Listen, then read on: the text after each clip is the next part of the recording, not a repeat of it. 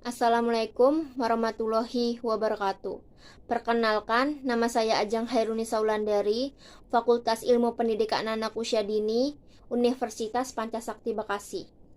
Video ini dibuat untuk memenuhi tugas ujian tengah semester mata kuliah Pendidikan Agama.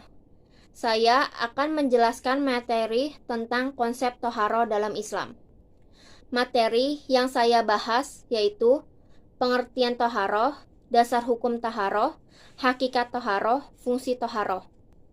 Pengertian toharo secara harfiah. Toharo artinya bersuci, menyucikan diri dari najis, pakaian, dan tempat dari segala jenis kotoran, hadis dan hadas yang dapat membuat tidak sahnya ibadah sholat. Sebelum sholat, kita harus dalam keadaan suci dan bersih karena orang yang melakukan sholat menghadap Tuhan yang maha suci. Maka dari itu, kita harus bersih atau suci dari najis. Apa aja sih tata cara yang harus dilakukan seseorang saat ingin menyucikan diri atau taharoh? Pertama, berwudu. Kedua, mandi wajib. Ketiga, tayamum. Dasar hukum taharoh. Toharo atau bersuci hukumnya ialah wajib. Berdasarkan penjelasan firman Allah, Surat Al-Maidah ayat 6 yang artinya, "Hai orang-orang yang beriman, apabila kamu hendak mengerjakan sholat, maka basuhlah muka dan tanganmu sampai dengan siku, dan sapulah kepalamu dan kaki sampai dengan kedua mata kaki. Dan jika kamu junub, maka mandilah. Dan jika kamu sakit atau dalam perjalanan, atau kembali dari tempat buang air, atau menyentuh perempuan, lalu kamu tidak memperoleh air, maka tayamumlah dengan tanah yang baik atau bersih. Sapulah muka dan tanganmu dengan tanah itu.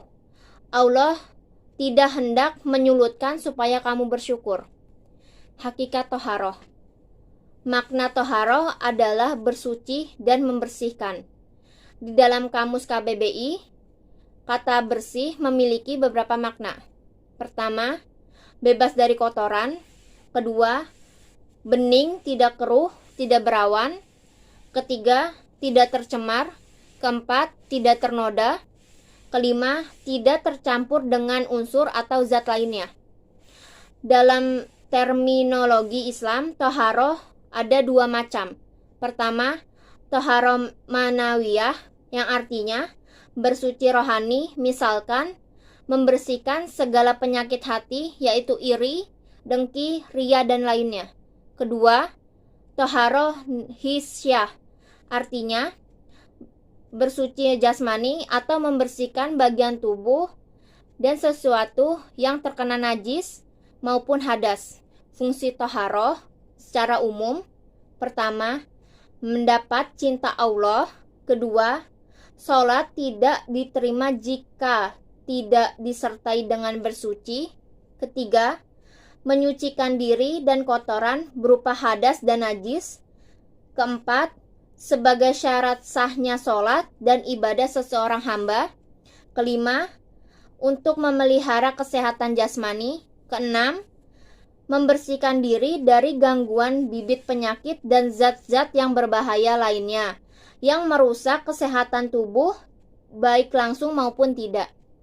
Ketujuh, meningkatkan kewibawaan dan harga diri seseorang sekaligus menghindarkan diri dari kehinaan. Fungsi toharoh dalam kehidupan sehari-hari. Pertama, untuk membersihkan badan, pakaian, dan tempat dari hadas dan najis. Kedua, dengan bersih badan dan pakaiannya, seseorang tampak cerah dan enak dipandang. Ketiga, menunjukkan seseorang memiliki iman yang tercermin dalam kehidupan sehari-hari. Keempat, seseorang yang selalu menjaga kebersihan, maka ia menunjukkan cara hidup sehat dan disiplin. Sekian materi yang saya sampaikan. Mohon maaf bila ada kesalahan. Wassalamualaikum warahmatullahi wabarakatuh.